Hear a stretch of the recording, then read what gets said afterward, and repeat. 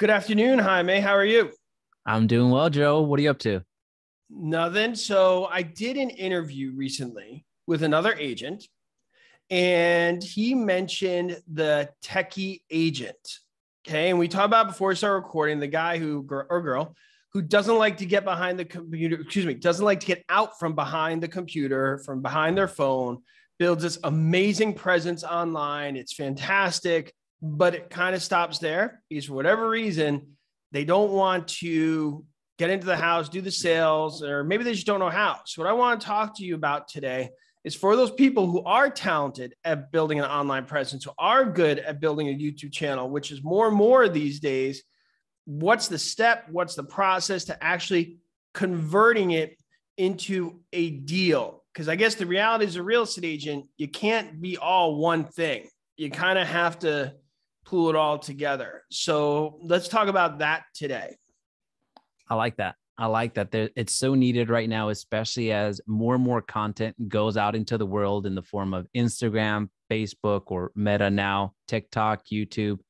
It's very much needed. We oftentimes forget those types of agents. And I'll go ahead and raise my hand. I fall into, depending on the day, I fall into that style of real estate agent that fits my personality a little bit more. But at the end of the day, we have to recognize that this is a contact sport at the end of the day. So actually having a call to action, actually contacting the individuals that have raised their hand that want to work with us is super important. And then, of course, the follow-up. So those are three things that immediately come to mind as we were talking about the topic at hand. Okay, so we're going to get into that. I want to be clear with everybody. If you're great at social media, go with it. I mean, there's still a need for it more now than ever. And it's just going to grow more and more. That skill set is going to be valuable. But at some point, as you said, you got to come out from behind the computer. And it sounds simple, but there's a process to making that transition really smooth. So first one you said was what? You said three things, right? Correct. So it's the first thing is the call to action. Okay. So call to action. So in case people don't know, explain to what a call to action is. So don't make, as regardless of the content that you're creating, regardless of the marketing that you're doing, regardless of the advertising that you're doing, don't assume that your viewers, your audience, your listeners know what that next step is. You get to direct the traffic, you get to direct the conversation, and you get to direct their next steps. So if you're wanting them to call you, that's a call to action. If you're wanting them to email you, that's a call to action. If you want them to download a guide, a cheat sheet, a calculator, a whatever, that's a call to action. So don't assume that your audience knows what the next step is. You direct them and have a call to action of what you want them to do exactly. I guess other examples of that would be sign up for an email list. Sometimes your strategy, you're trying to grow your email list, which is another great strategy. Build that email list so you kind of expand your sphere of influence. Sometimes it's people putting in information like their property address for a free evaluation, so it could mean many different things. So you're not constricted. So you could be creative with that. 100%, 100%. So the fact that you, regardless of the medium that you're using, again, any social media platform, anything that you're creating out there, a blog, a YouTube video, what have you, we're not saying that you need to have a call to action on everything. There are some pieces of content that are more marketing pieces that may not have a actual call to action in that particular video as an example. But in that next video, in that next piece of content, yes, let's get a little bit more targeted and have a call to action. If you want your viewers to fill out their property address, to your point, so you can give them a CMA or something of value in exchange for that information, then that's a natural progression. So that call to action immediately translates into the contact. Here's where we that are very comfortable behind a camera miss it. We fail to reach out. So imagine that a real estate agent not following up with their leads, but that contact is so important. As soon as something either gets downloaded, they give you their contact information, they give you their email. Not only do you have to deliver what you promised, but now's an opportunity for you to engage with that individual and assess their needs. So it's that immediate contact that we often overlook as we're just so creation mode, becoming that techie style agent. But we fail to realize, again, going back to our original premise, we fail to realize that this is a contact sport. So we at some point have to make a call. We at some point have to meet them and do a consultation. We at some point need to communicate. Does that make sense? It does. And if you guys would like us to do a whole nother video about call to action, a different way to do it, different way to set it up, different way to phrase it, write in the comments below. And based on that, we'll know if that's a good video to do. So if you guys want us to do a whole nother video about the text to write, maybe the colors and different examples, we'll be happy to do that. Okay, so now the next one is what? So after the call to action and after contacting, that is the follow-up. So we'll kind of tackle the second one and the third one together because they make the most sense at that point. So I think the best way to present it would be through a real life example. Let's say you make a video about and you make a video for YouTube and you upload it to YouTube and you're talking about a certain city. Let's say Orlando. I don't know why I don't live in Orlando, but I keep bringing up that city in all the videos that I make. Disney World issues. You've never been to Disney World? Some unresolved Disney issues, probably. Yes. So we have Orlando. Let's just say you make a video about that city. Well, a call to action can be lists of homes under $500,000. That's a call to action. Hey, check out the description for my preferred list of homes under $500,000 in Orlando. That's a call to action. So in the call to action, as they go to the description, they input their information, their name, their email, their phone number, and that becomes a lead for you, but also that becomes a value for the client. So this is where we're still in the call to action phase. Now we get to the actual contact. This is where we engage, give them a courtesy call, send them a courtesy email, send them a courtesy text, or at the end of the day, just reaching out to them and assess their needs, because there's a reason that they wanted to see those list of homes under $500,000. It's our job as real estate professionals to assess why was that? Why did that happen? Sometimes it could be just curiosity. Sometimes it could be because they needed a home yesterday. So we've spoken to clients. Hopefully most of us have already spoken to clients. So we know certainly different stages that they might be in the home purchase. But at the end of the day, it's that contact that needs to happen. As we go into that third stage of the follow-up, don't make the assumption that we fall into that if they don't pick up, they're not interested. If they don't return my email, they're not interested. If they never return my text, they're not interested.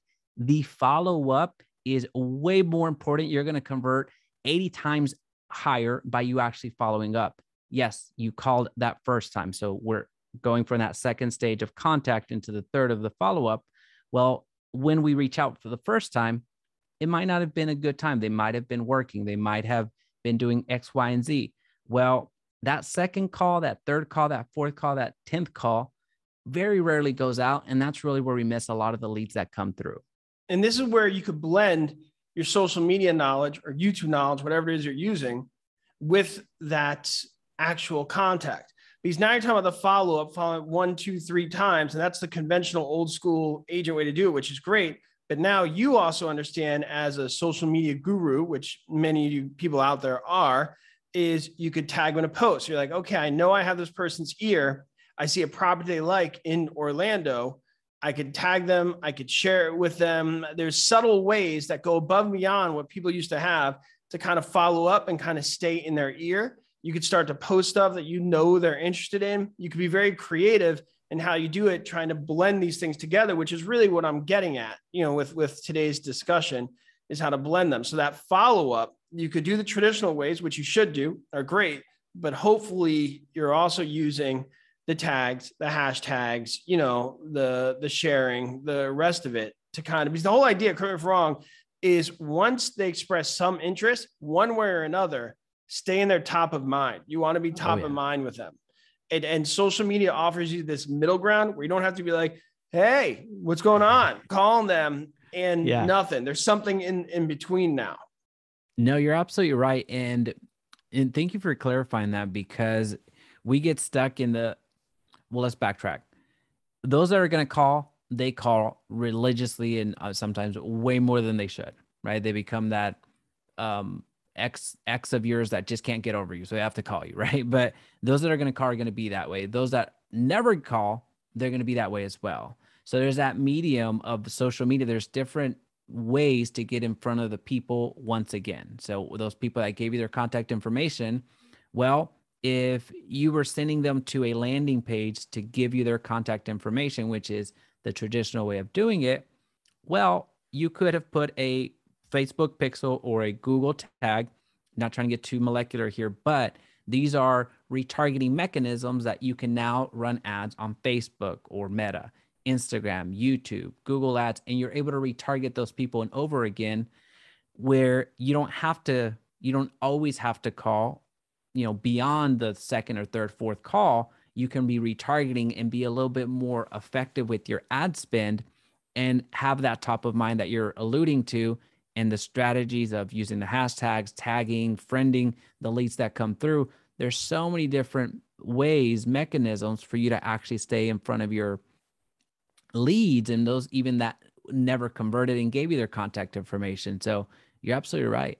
And what I love about that, and this is basically the point of this whole thing, it's not about being one or the other. It's not about just calling and avoiding techie stuff, or it's not about all being techie. You're alluding a way to blend it all together. Like you have on your calendar, I'm going to call them on Monday. I'm going to send an email on Wednesday. I'm going to tag them on Thursday. I'm going to run an ad on Friday. So without calling them, you kind of are, once again, I guess I'm going to use the words top of mind for people in your sphere of influence. How's that sound? 100%, 100%. One of our favorite campaigns that we run is around the 3rd to the 6th of the month. So the 3rd, 4th, 5th, and 6th day of the month, we run a retargeting campaign for all of the people that have hit our landing pages. So we only have that campaign on for 3 days or so at the beginning of the month. So we're not oversaturating it. We're not spending money out the craziness through the entire month, because that would get repetitive. It'd be a waste and all that other stuff. So we are very targeted with our ad spend with all the individuals that hit our landing pages. We get hundreds of thousands of hits on our landing pages. So that does add up. So we don't have to continue printing money and spending all this money with the ads. We're very targeted of what we're doing, and we're able to stay top of mind that way as well. In addition to the text, in addition to the emails, in addition to the calls. So this was really excellent. And we've mentioned a lot of things that people may not understand, like retargeting. And we're not going to go into it now. So I recommend you Google it. But if you want us to do a whole nother video about it, I'm happy to explain. Please write in the show notes below anything about the conversation that you would like us to go into greater depth, because we're going to do these pretty regularly. So I don't want to assume you guys know something or don't know something. So please write in the show notes below any questions you have about the many things that were shared today, and we'll be happy to do that. And while we're at it, make sure you check out the show notes, because there's links to all the good stuff Jaime's doing, his YouTube channel, and other stuff he's working on. And with that being said, thank you. All right. Thanks.